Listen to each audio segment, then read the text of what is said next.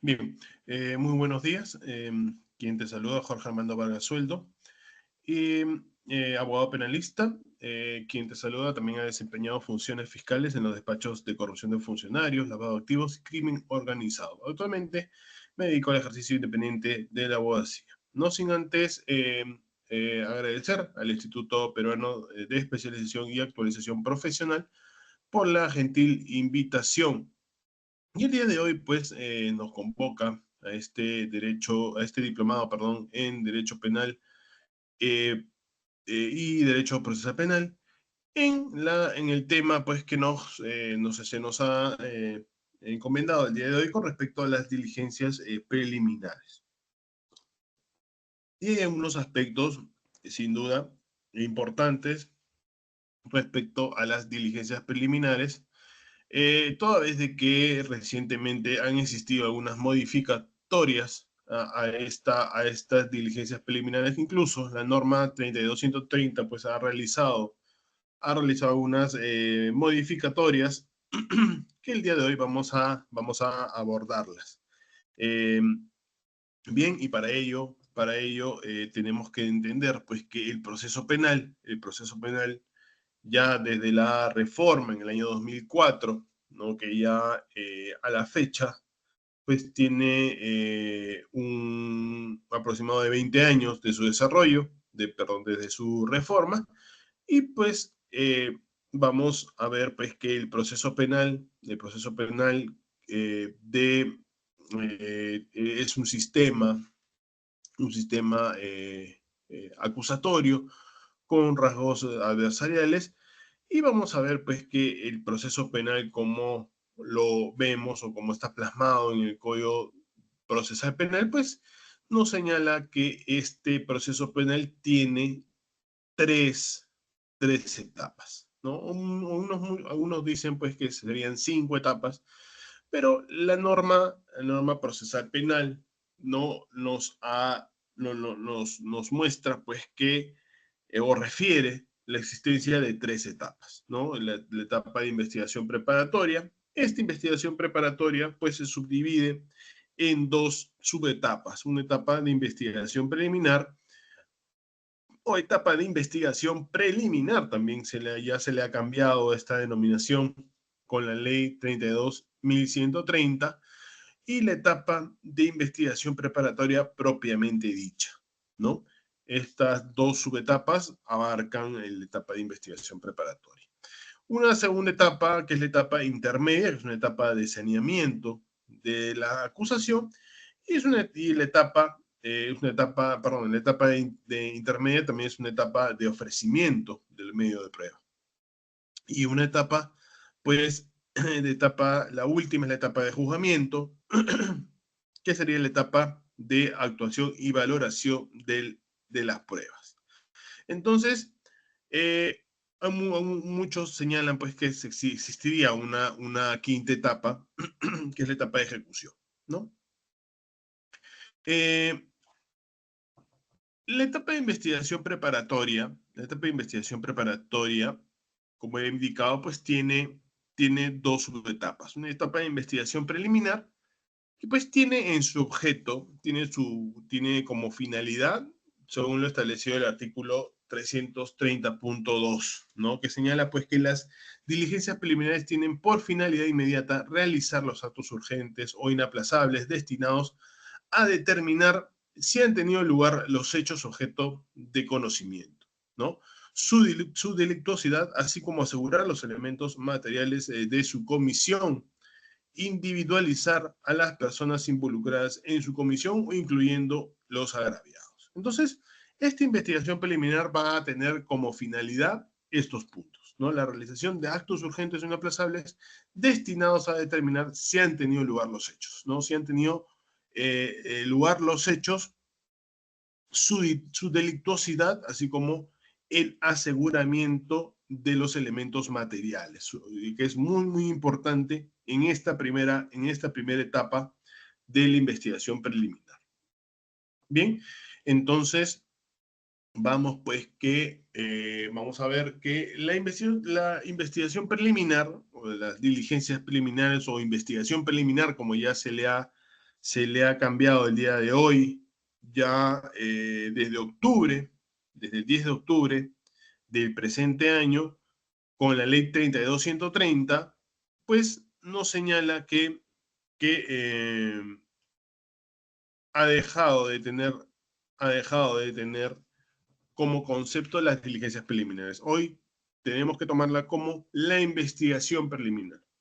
Entonces, eh, el Código Procesal Penal, el artículo 334.2, nos determinaba, nos señalaba, ¿no? Que esta investigación preliminar tiene un plazo, ¿no? Nos determina que tiene un plazo, ¿no?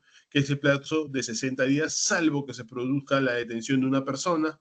No obstante ello, el fiscal podrá fijar un plazo distinto según las características de la complejidad y circunstancias de los hechos objeto de investigación. Entonces, inicialmente los plazos que antes de la modificación del artículo 330.2 nos establecía que era un plazo de 20 días, ¿no? Un plazo de 20 días, ¿no? Luego se modificó este plazo a 60 días, ¿no? Creo yo que cuando aparece el nuevo Código Procesal Penal, ya con la reforma, pues tengo la impresión de que como estaba estructurado el Código Procesal Penal, pues podía ser utilizado para ciertos delitos, ¿no? Por ejemplo, delitos de, por ejemplo, conducción en estado de ebriedad, por ejemplo, ¿no? Son delitos que no existe mucho por hacer en ese tipo de delitos. No se tiene que recabar alguna una que otra diligencia. La más importante es la prueba de colemia, ¿no? Que es la más importante en ese aspecto. De repente recabar las actas, por ejemplo, de recolección de evidencias, ¿no? Un acta, por ejemplo, de intervención, eh, una que otra declaración por parte, por ejemplo, del, del efectivo policial, por ejemplo, tomar la declaración de la persona intervenida en estado de ebriedad. Entonces, son diligencias que en esos 20 días eran suficientes para poder realizar ese tipo de actos. Ya con la modificatoria para el 2013, este plazo cambia a 60 días, ¿no? Cambia a 60 días. Dice, salvo que se produzca la detención de una persona, ¿no? No obstante ello, el fiscal podrá realizar un plazo distinto según las características y la complejidad de las circunstancias. Tener en cuenta también que dentro de las diligencias preliminares podemos encontrar casos simples, casos complejos, incluso casos investidos bajo la criminalidad organizada. Entonces, vamos a encontrar pues de que el legislador en este artículo 334 dio el plazo de 60 días, pero con la posibilidad de que el fiscal pueda fijar un plazo distinto según las características, la complejidad y las circunstancias de los hechos, ¿no? Entonces, en el caso, por ejemplo, de las en el caso en el caso de investigaciones complejas, no nos otorgaban un plazo, la norma no nos entregó un plazo como para que el operador jurídico pues se ciña a ese plazo, ¿no? Tampoco nos los dio en el caso de las investigaciones que revistan carácter bajo la criminalidad organizada. Entonces, las fijaciones de plazo en estos casos, tanto las investigaciones complejas, las investigaciones bajo, bajo el manto de una criminalidad organizada, pues fue creación de la Corte Suprema, ¿no? A través de las casaciones, por ejemplo, la 2-2008, ¿no? Por ejemplo, también vamos a encontrar,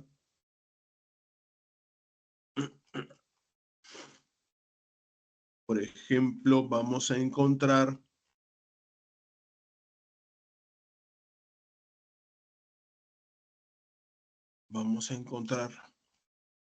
casaciones como la 599-2018, ¿no? que nos otorgaban, ya hoy se ha establecido un plazo pues, de 36 meses para los delitos de crimen organizados en investigación preliminar, ¿no? La 2/2008 para casos complejos, ¿no? Y pues de esta forma se cubre un poco, se cubrió un poco, y bueno mal que lo hicieron los jueces supremos, para poder cubrir ese plazo, porque si no teníamos investigaciones inacabadas, ¿no? Con un plazo bastante tirano con respecto a una persona que venía siendo investigada por ejemplo, bajo la criminalidad organizada o un caso complejo, ¿no? Entonces no había un plazo. Entonces, esto hacía pues de que eso hacía que exista investigaciones que nunca han acabado.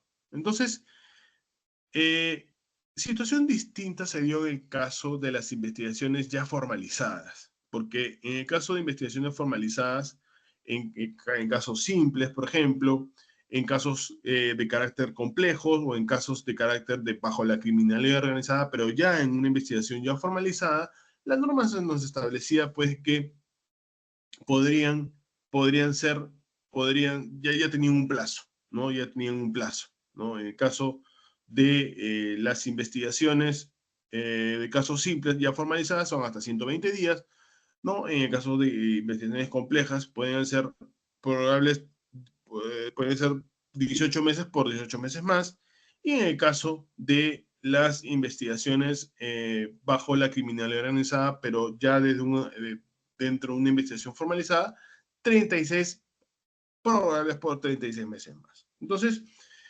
en ese supuesto, la norma no se hizo problemas porque establecían un plazo para la investigación.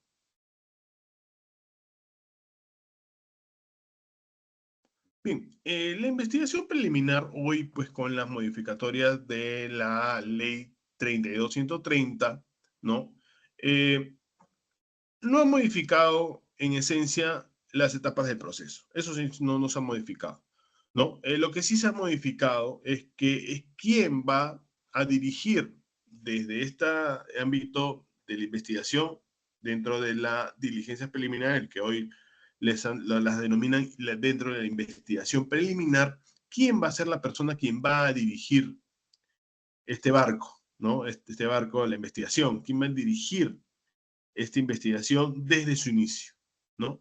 Entonces la norma ha establecido pues de que el fiscal sea el director jurídico, ¿no? El director jurídico de la investigación.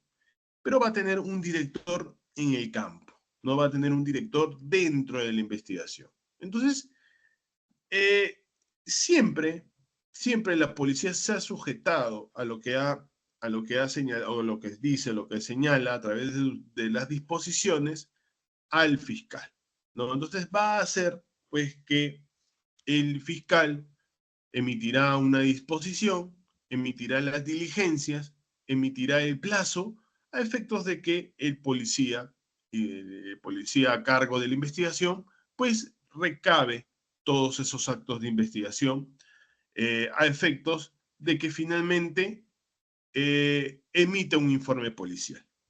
Y ahí también hay un aspecto que resulta importante a tener en cuenta. Entonces vamos a tener, pues como ustedes ya bien saben, el proceso penal tiene estas características, ¿no? El proceso penal, una etapa preparatoria, una etapa intermedia, una etapa de juicio oral, una investigación preliminar y una etapa de investigación formalizada.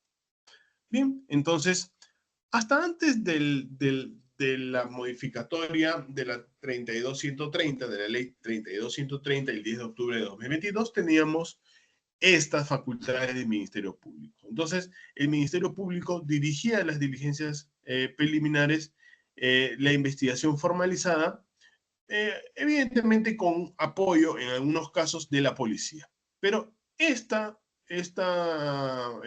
estructura, esta estructura hasta antes del 10 de octubre de 2022 teníamos esta estructura, ¿no? El Ministerio Público dirigía las diligencias preliminares y dirigía la investigación formalizada con apoyo del policía. ¿Y por qué con apoyo del policía?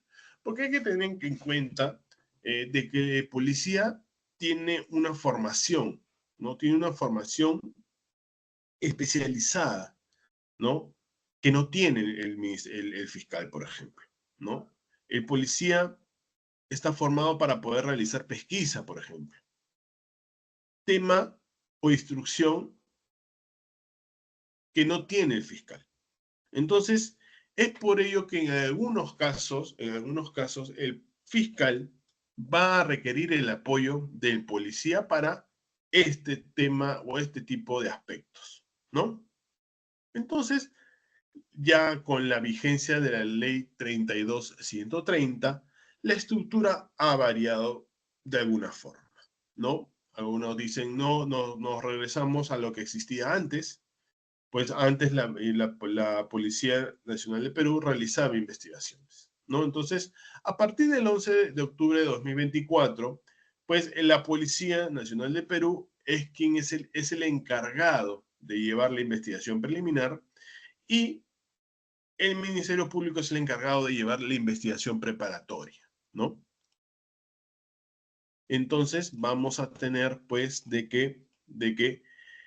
vamos a tener a un conductor legal. ¿Quién es el orientador legal? Es el fiscal provincial, ¿no? Es el que va a orientar legalmente la etapa de las diligencias preliminares, ¿no? De todas las acciones que realiza la Policía Nacional de Perú. La Policía Nacional va a llevar a cabo la investigación preliminar, ¿no? Pero aquí hay dos puntos importantes a tener en cuenta, porque la norma también nos dice, pues, de que la policía va a tener que realizar o llevar a cabo las diligencias o la investigación preliminar, ¿no? Pero tenemos que tener en cuenta que los fines de la investigación preliminar es realizar actos urgentes o inaplazables, ¿no? Actos urgentes o inaplazables, te dice, ¿no? Tener en cuenta de que muchas veces en estos actos urgentes o inaplazables, el policía actúa sin que tenga, por ejemplo, una disposición para poder realizar los actos urgentes inaplazables. Y les pongo un ejemplo. Puede darse el caso que en un operativo de conducción en estado de ebriedad, ¿no? En ese caso, el policía realiza actos urgentes inaplazables. No es necesario que el policía tenga una disposición para poder realizar actos urgentes inaplazables, ¿no? Eh, Hay que tener en cuenta o diferenciar bien los actos urgentes inaplazables con los actos de investigación, ¿no? Cuando hablamos de actos urgentes inaplazables, son actos que en esencia son actos que se tienen que hacer de forma inmediata, ¿no? ¿No? ¿Por qué? Porque si yo espero que el fiscal, una vez comunicado el incidente por parte de la policía, si yo espero que el fiscal me emita una disposición, pues muchas veces los objetos materiales del delito se pueden perder, ¿no? Porque estamos, pues imagínense, en un operativo de estado de conducción, perdón, un operativo vinculados o relacionados a la conducción en estado de ebriedad, ¿no? ¿Qué pasa si es que yo espero que el policía me emita, perdón, que el fiscal me emita la disposición para poder yo realizar los actos urgentes inaplazables? Puede ser que en el camino, los objetos materiales del delito se pierdan, ¿no? Se desvanezcan.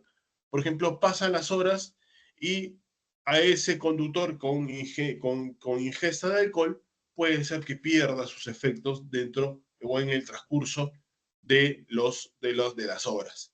Entonces, en esos actos que son urgentes de inaplazables, no es necesario que el policía tenga, eh, tenga una autorización fiscal, ¿no? Una disposición fiscal para actuar. Situación distinta son los actos de investigación que se tienen que tener en cuenta, por ejemplo, ¿no? En el caso cuando se comunica un hecho delictuoso, ¿no? ¿No? Por ejemplo, en casos en casos de flagrancia delictiva, ¿no? En casos de detención, ¿no? En casos de terrorismo, TIC, secuestro, extorsión, feminicidio, ¿no? En casos de de criminalidad organizada, ¿no? ¿No? O en casos de no flagrancia, ni detenidos u otros delitos, ¿no? En esos casos, señala la norma, pues, que el policía tiene, mejor dicho, luego de comunicado el hecho, el fiscal tiene que poner en conocimiento del policía la disposición para poder realizar actos, actos, actos de investigación. Por ejemplo, en supuestos de flagrancia delictiva y detención, la norma te dice que tiene que ser de inmediato, ¿no? Que el fiscal tiene que poner en conocimiento ya la disposición para poder realizar estos actos de investigación. En casos, por ejemplo, de terrorismo, TIT, secuestros, extorsiones, feminicidios, tiene que ser en el plazo de 24 horas. En el caso de que no tengan que ver con flagrancia delictiva ni detenidos o en otros delitos, son 48 horas. Entonces, eh, es necesario pues que se comunique estos actos a efectos de poder contar ¿no? En estos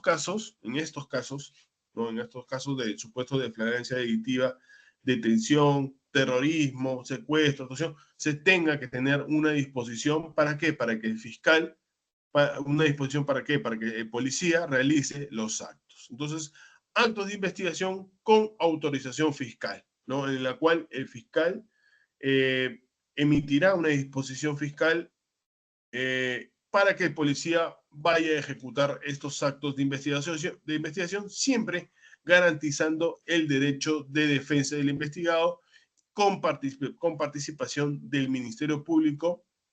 Si no, existirían las nulidades del acto, ¿no? Entonces, ahora, con esta ley 32.130, exige de que el fiscal se encuentre presente en todos los actos que realice la policía, porque si no, existiría nulidad de los actos realizados por parte del policía, teniendo en cuenta esta casación 2735-2014, punto, en la cual pues señala de que ante la no participación de un fiscal en los actos dentro de la investigación, pues acarrea nulidad de los mismos. Hoy el fiscal provincial ya no puede intervenir en la investigación preliminar. Ya no puede intervenir, pero sí la dirige ese conductor jurídico de la investigación, ¿no?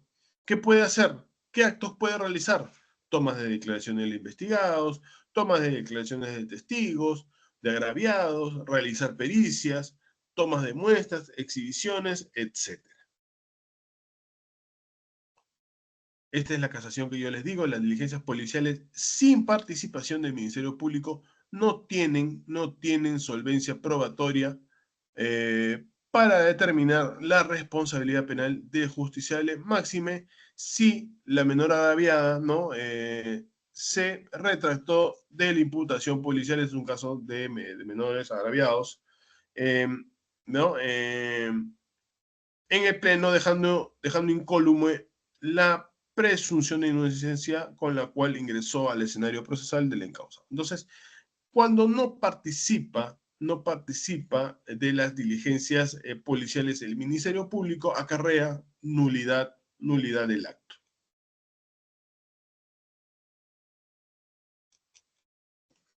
Acá hay un punto importante. Dice, el título preliminar del artículo 4 del nuevo Código Procesal Penal señala que el Ministerio Público es titular del ejercicio público de la acción penal en los delitos y tiene que ver con la carga de la prueba. Dice, asume la conducción jurídica. Así está establecido, así lo estableció la modificación, la 32.130. Dice, asume la conducción jurídica de la investigación que implica la orientación legal de las acciones que realiza la policía dentro de los parámetros de la ley para la obtención de los elementos de prueba, indicios o los que consideren necesario para la investigación, garantizando el respeto de los derechos procesales de las personas.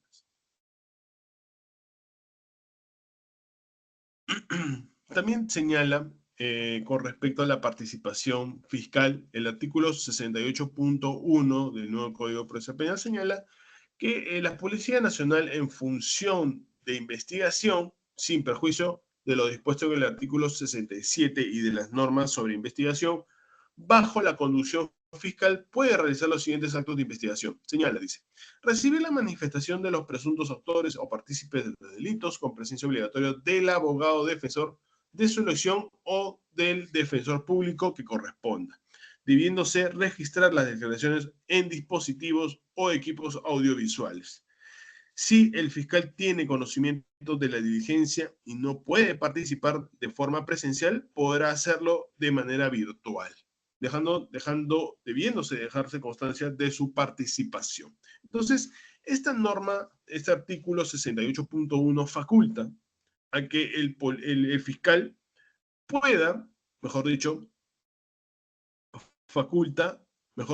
establece un deber de que el fiscal participe de las diligencias, pero faculta a poder también hacerlo, podrá, dice, hacerlo de manera virtual. Es decir, si el fiscal no puede participar de forma presencial, lo puede hacer y lo tiene que hacer de forma virtual, ¿no? Podrá, dice, podrá hacerlo de manera virtual. Es decir, exige necesariamente la posibilidad, mejor dicho, establece necesariamente, es un deber por parte del fiscal a que participe de esas diligencias, ¿no? Se le faculta, al no participar de manera presencial, pueda participar de manera virtual, pero tiene que estar presente necesariamente el representante del Ministerio Público. Como primera idea, tiene que quedar pues de que el fiscal no puede realizar diligencias en despacho fiscal, ya no puede realizar, ¿no? Hay que establecer la diferencia entre actos urgentes o inaplazables versus los actos de investigación que resulta relevante para la policía. Dice, la investigación preliminar, artículo 62.2, dice, conduce jurídicamente la investigación preparatoria. Dice, dispone de inmediato en el caso de delitos flagrantes o de existir detenidos, el inicio de la investigación preliminar. Dice, cuando el fiscal, toma conocimiento del hecho, ya sea por el policía o ya sea por fuente abierta, no una noticia criminal, pues en casos de delito flagrante o de existir detenido, dice, dispone de inmediato, es decir, encarga de inmediato, tiene que emitir esa disposición, ¿no? Al policía para que deba realizar las diligencias. Dice, en el término no mayor de 24 horas, en los casos de delitos de tráfico ilícito de drogas, terrorismo, sicariato, extorsión, secuestro, feminicidio y criminalidad organizada. Entonces, dentro de esos 24 horas, el fiscal tiene que emitir esa disposición a efectos de poder llevar a cabo las investigaciones. En el caso de no existir detenido ni flagrancia y de otro tipo de delitos, lo hará en el término no mayor de 48 horas a fin de indagar por intermedio de la policía no solo las circunstancias que permitan comprobar la imputación, sino también las que sirvan para eximir o atenuar la responsabilidad del imputado, ¿no? Solicitará al juez las medidas que considere necesarias cuando corresponda hacerlo. Esto tiene que ver o está en concordancia, perdón, con el artículo 122 del nuevo Código Procesal Penal, en el cual pues señala que se requiere disposición para el inicio de las disposiciones y la intervención de la policía a fin de que realice actos de investigación. Esto va en concordancia con el artículo 122 del nuevo Código Procesal Penal. Bien, como segunda idea a tomar en cuenta, la policía no puede hacer diligencias cuando no existe disposición, ¿no? Ahí tiene que ver las diferencias entre los actos urgentes e inaplazables, en la cual el policía no necesita realizar o no necesita tener una orden fiscal, ¿no? Una disposición fiscal con respecto a los actos de investigación. Actos de investigación. Acá lo señala, pues, tiene que realizar actos de investigación.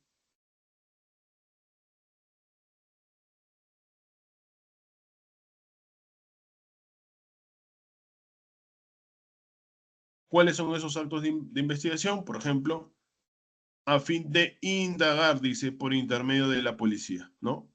No solo las circunstancias que permiten la imputación, sino también las que permitan eximir o atenuar la responsabilidad del imputado. Esos son los actos de investigación que tiene que realizar la policía. Entonces, hay que tener en cuenta o hay que saber diferenciar los actos urgentes inaplazables con respecto a los actos de investigación.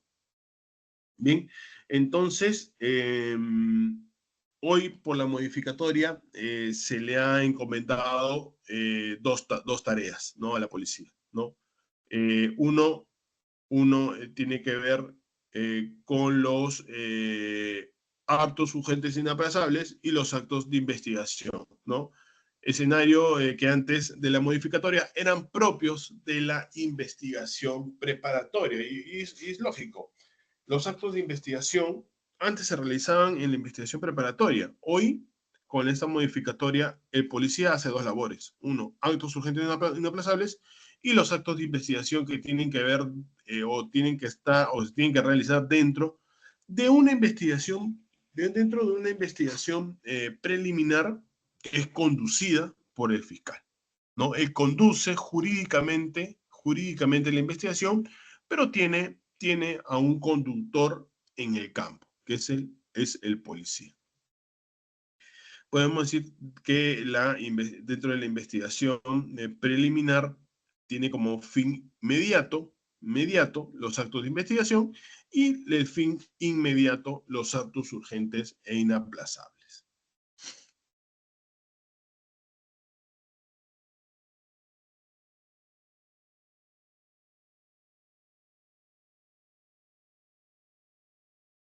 Bien, entonces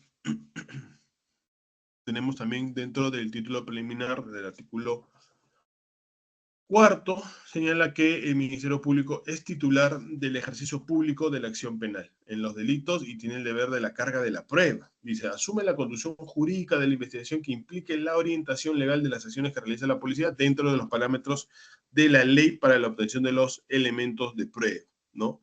Dice, en tal sentido, el fiscal pues tiene que expedir una disposición de inicio de la investigación dentro de un plazo, estableciendo un plazo con las diligencias que vaya a realizar el policía, ¿no? Es decir, ya no el fiscal investiga, ya no investiga el fiscal en despacho fiscal, ya no investiga, ya no puede investigar el fiscal en despacho. Entonces, tiene que darle inmediatamente esa potestad al policía para que realice los actos de investigación. Bien, entonces, esta conducción jurídica de la investigación preliminar dice, la comunicación de la PNP al fiscal debe ser inmediata, ¿no? Escrito o por teléfono, pero tiene que cumplir con una comunicación inmediata. La Policía Nacional cumple los mandatos del Ministerio Público en el ámbito de sus funciones. Y esto está establecido en el artículo 159, inciso 4 de la Constitución Política. Conducir desde su inicio la investigación, ¿no? Es ahí la labor del policía, la conducción desde el inicio. Es el conductor en el campo. El conductor jurídico será el fiscal, pero el conductor de campo será el policía.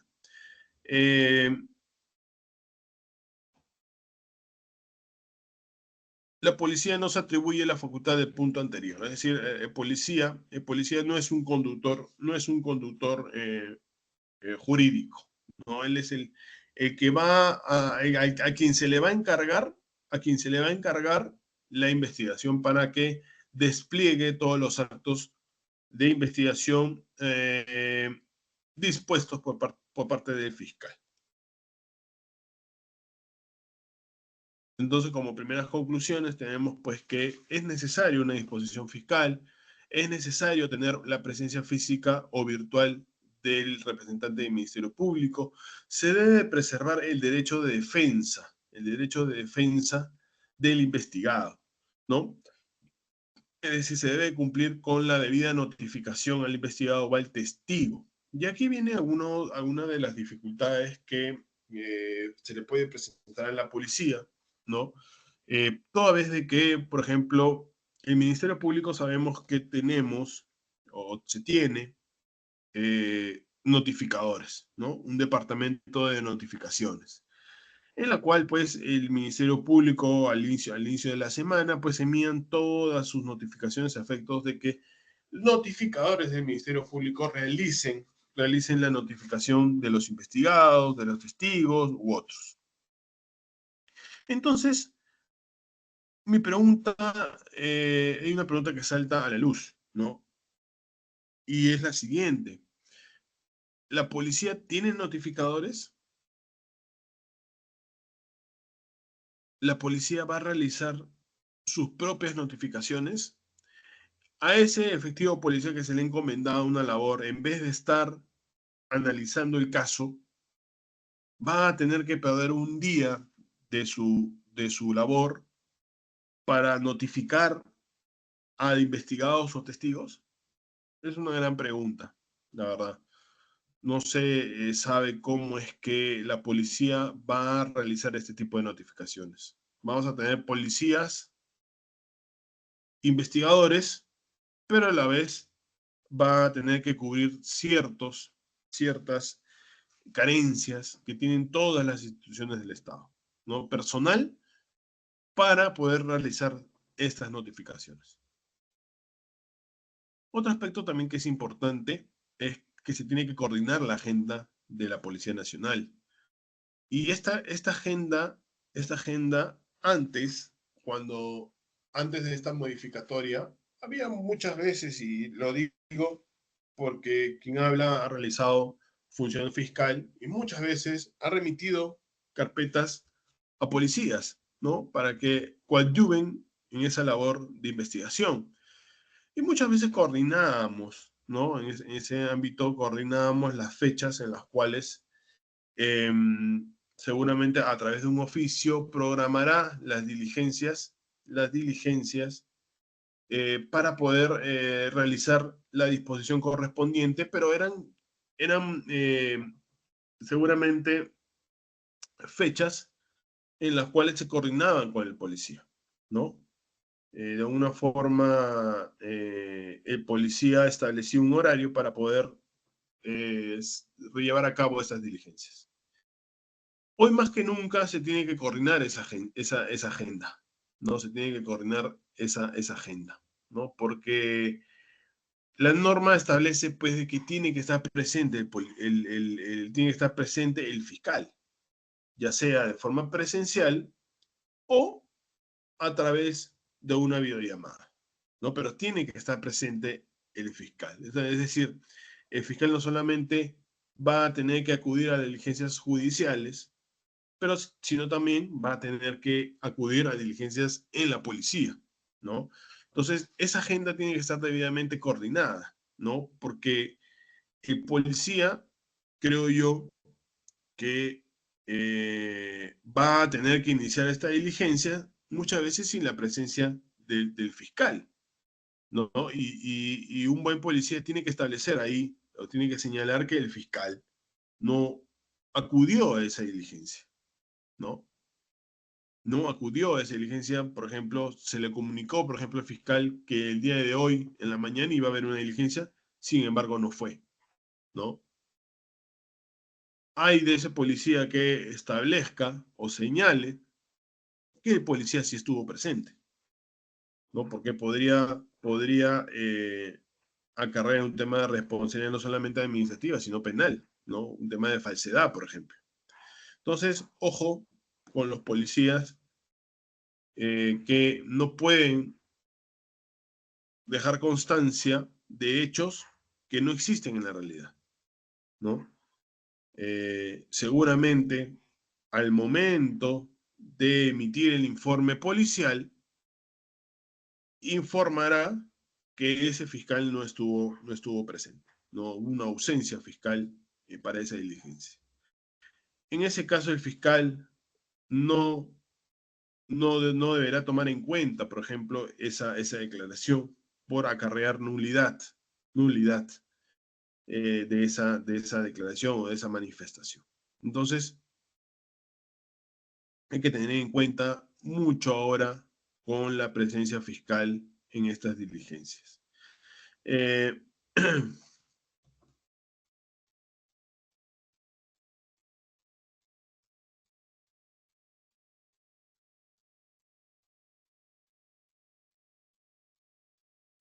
Bien, entonces, hoy pues, esta es una norma que apareció en octubre de este año, es una norma procesal que es de aplicación inmediata. Se aplica en las carpetas que están en investigación a la fecha, ¿no?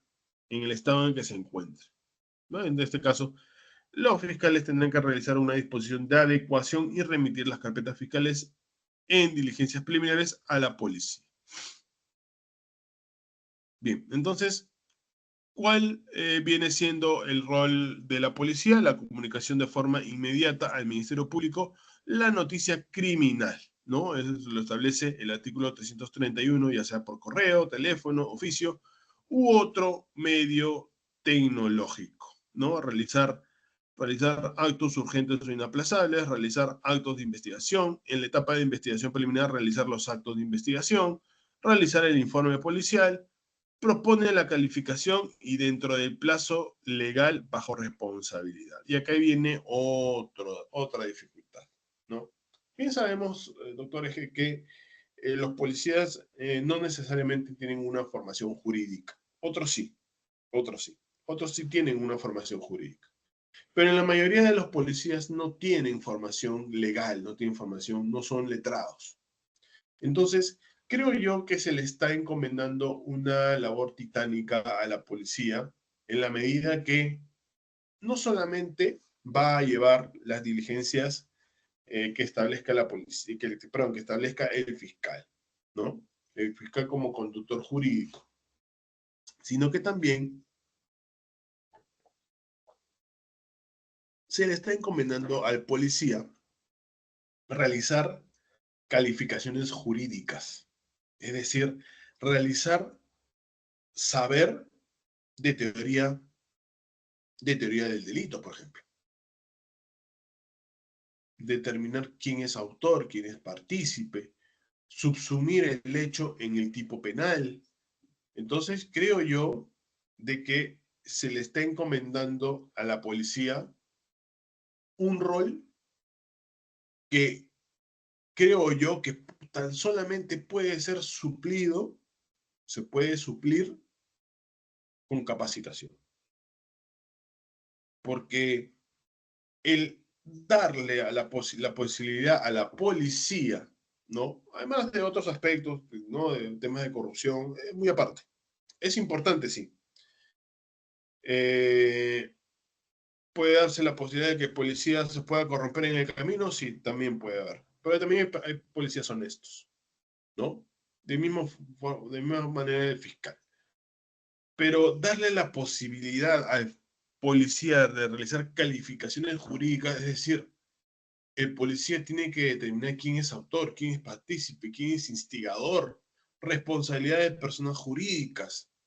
Entonces, creo yo que el policía que va a llevar estas investigaciones, pues tiene que tener capacitación, ¿no? Y creo que eso no han prevenido al momento de sacar esta norma.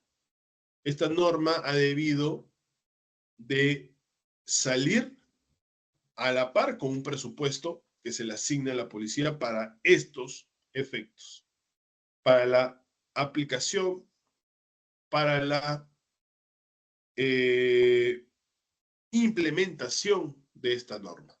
Entonces, si bien es una norma de carácter, perdón, de aplicación inmediata, sin embargo, esta norma debió salir pues a la par, con una entrega de un presupuesto a la Policía Nacional, a efectos de que puedan sobrellevar esta titánica labor, ¿no? Creo que estos temas se pueden suplir con capacitación, ¿no? Tan solamente con capacitación. Va a tener que precalificar jurídicamente los hechos, ¿no? Determinar la autoría, la participación, autor inmediato, instigadores, cómplices. El fiscal puede rechazar ese informe, sí lo puede rechazar, sí lo puede rechazar. ¿Por qué? Porque le dirá a ese fiscal, perdón, el fiscal le dirá a ese policía, ¿sabes qué? No has cumplido con determinarme quién es el autor, ¿no? Inmediato, instigadores, cómplices, no me has cumplido, no has sabido subsumir, no has sabido subsumir el tipo penal al hecho, al caso en concreto. Entonces, ¿puede rechazar ese informe? Sí lo puede rechazar. Le puede decir, por favor, señor policía, eh, reexamine estos informes, ¿no? El tema va a ser cuando los casos estén con plazo vencidos, ¿no? ¿Por qué? Porque vaya a darse el caso de que la defensa técnica va a plantear seguramente controles de plazo. Entonces, es posible de que muchas veces el fiscal, pues, realizaba esa labor, ¿no? En su escritorio, sentado una tarde, una semana, y lo hacía. Hoy tiene que depender de una persona para que eh, tiene que depender de una persona que es el policía para poder obtener esa información, ¿no? El fiscal controla, va a controlar los actos del policía, sin duda, ¿no? El PNP hace un análisis de los hechos, pero considero yo que estos baches o estas complicaciones se puede suplir tan solamente con capacitación, ¿no? Capacitación.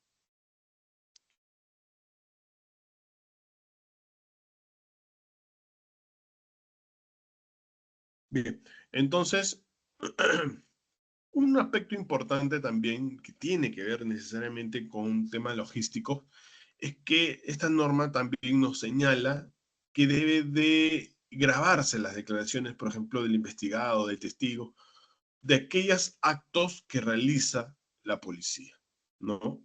Y la pregunta es, y que se viene a la luz, salta a la luz, es cómo van a realizar esas grabaciones la policía. ¿Va a tener que utilizar su celular? ¿Va a tener que utilizar el teléfono de la institución? Estando el policía le va a pedir, perdón, estando presente el fiscal, el policía le va a pedir al fiscal que grabe cómo va a hacer esa labor, ¿no? Eh, no solamente eso, sino que va a tener que custodiar esa grabación. ¿Quién va a custodiar esa grabación? ¿La va a custodiar la policía? ¿La va a custodiar el Ministerio Público como conductor jurídico de la investigación? La policía tiene eh, un departamento de bienes incautados. Es bastante complejo este tema, ¿no? ¿Cómo va a poder realizar esta labor? Creo que esta ley se vio, como he indicado, salir con un presupuesto para la implementación de esta norma. Si querían que el policía, pues, tenga más responsabilidad, pues esa responsabilidad debió venir a la par con un presupuesto que se le asigne a la policía para capacitación, para ambientes logísticos, para contratación de mayor policía, mayor capacitación para la policía. Entonces, creo que se viene días duros para la policía.